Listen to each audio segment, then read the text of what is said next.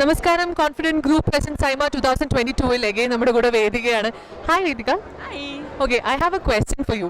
So since you have been very sweet, I thought I'll give you something very sweet. Okay, can I ask you a question? Yeah, of course. It's not like a question. It's more like your the way how you would like to answer. Okay, it's can you share an instance, a choice you made that empowered you in your life?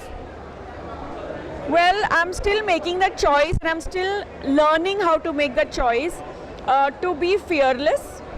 I think that is one of the most important sort of, changeovers that you can have in your life by becoming fearless.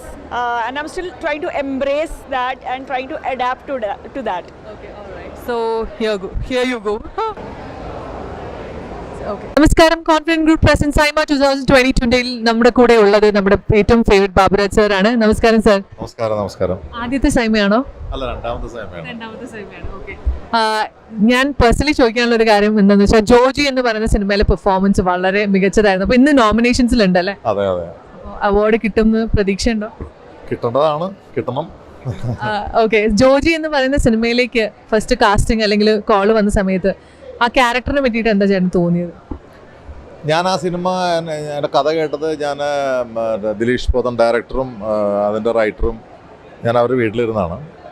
ഞാൻ ആ കഥ കേട്ടപ്പോൾ സത്യം പറഞ്ഞാൽ ഞാൻ അതിൻ്റെ ഒന്നും പറയാതെ ഞാൻ അവിടെ നിന്ന് ഇറങ്ങി പോന്നിട്ട് ഞാൻ ഒരു അരമണിക്കൂർ കഴിഞ്ഞ് ഞാൻ ഏകദേശം എൻ്റെ വീട്ടിലെത്തണം. ഞാൻ താമസിക്കുന്ന ആലുവയാണ്. എൻ്റെ വീട്ടിലെത്താൻ നേരത്താണ് പെട്ടെന്ന് ഞാൻ ദിലീഷിനെ ഡയറക്ടറെ വിളിക്കുന്നത്.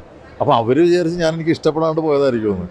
ഞാൻ എന്നിട്ട് അവരോട് ചോദിച്ചു, ഫഹദ് ആ വേഷം ചെയ്യുമെന്ന് ഞാൻ ചോദിച്ചത്. കാരണം അത്രയ്ക്കും വലിയൊരു വേഷം അതിൽ തന്നെ കാസ്റ്റ് ചെയ്തതിൽ എനിക്ക് തന്നെ സത്യം പറഞ്ഞാൽ വിശ്വസിക്കാൻ പറ്റിയില്ലായിരുന്നു. പിന്നെ അവരുടെ ഒരു ക്ലാസ് അവരുടെ ഒരു ഇതെല്ലാം വളരെ ഡിഫറെൻ്റാണ്. നമുക്ക് കണ്ടവാനം പഠിക്കാൻ പറ്റിയത്. അപ്പോൾ ജോജി എനിക്ക് തോന്നുന്നു കുറേ ആർട്ടിസ്റ്റുകൾക്ക് അതിൽ സ്റ്റേറ്റ് അവാർഡ് കിട്ടിയിട്ടുണ്ടെന്ന് തോന്നുന്നു, ആർട്ടിസ്റ്റിനും ടെക്നീഷ്യൻസിനും. അതിനുള്ള വിഷമമുണ്ടോ കിട്ടാതെ പോയത്? തീർച്ചയായിട്ടും. ഞാൻ അതിനകത്ത് ഡയറക്ടർക്ക്, റൈറ്റർക്ക് എല്ലാവർക്കും കിട്ടി. അതുപോലെ തന്നെ ഉണ്ണിമായ ഒക്കെ കിട്ടിക്കഴിഞ്ഞപ്പോൾ ഞാനും വിചാരിച്ചു കിട്ടുമായിരിക്കുമെന്ന്, പക്ഷെ കിട്ടിയില്ല. പക്ഷെ സത്യം പറഞ്ഞു കഴിഞ്ഞാൽ ബാബുചേട്ടൻ നമ്മൾ സ്ക്രീനിൽ കണ്ടതിൽ ഭയങ്കര ഡിഫറെൻ്റ് ആയിട്ടുള്ള ഒരു ക്യാരക്ടർ. നമുക്ക് ഭയങ്കര സത്യം പറഞ്ഞ ഒരു പാവം തോന്നിപ്പോയി, പെട്ടെന്നൊരു സഡൻ ഡെത്ത് നമ്മൾ പ്രതീക്ഷിക്കാത്ത രീതിയിൽ. അപ്പം എന്തായാലും ആൾക്കാരുടെ മനസ്സിൽ അത് ഉണ്ടാവും. ഒരു അവാർഡ് കിട്ടുന്നതിനെക്കാട്ടി കൂടുതൽ നമുക്കല്ലേ നമ്മുടെ മലയാളി സൈമയുടെ അവാർഡ് ഇപ്പം എനിക്ക് 2012 എനിക്ക് അവാർഡ് കിട്ടിയതാണ്. എനിക്ക് ബെസ്റ്റ് കൊമേഡിയനായിട്ട് 2013 നോമിനേഷൻ ഉണ്ടായിരുന്നു, 2014 ഉണ്ടായിരുന്നു. 2012 എനിക്ക് കിട്ടിയത് മായാമോഹിനി എന്ന് പറഞ്ഞ പടത്തിലാണ്. 2013 ഹണീബിക്കായിരുന്നു നോമിനേഷൻ. അപ്പോൾ ഈ സൈമയുടെ ഒരു പ്രത്യേകത എന്ന് വെച്ച് കഴിഞ്ഞാൽ അവർ കുറച്ച് പോപ്പുലറായിട്ടുള്ള, നമ്മളെല്ലാവരും കിട്ടണമെന്ന് ആഗ്രഹിക്കുന്ന ആ സിനിമകൾക്ക് കൊടുക്കുകയുള്ളൂ.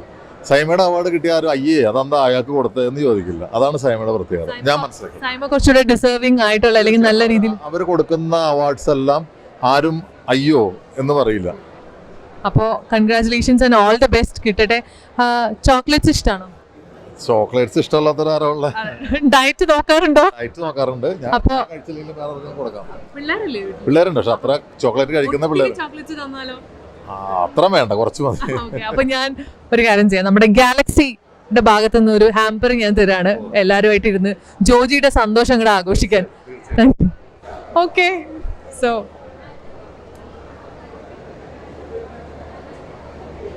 ഓൾറൈറ്റ്. അപ്പോൾ താങ്ക് യു സോ മച്ച് ചേട്ടാ. Congratulations, all the best.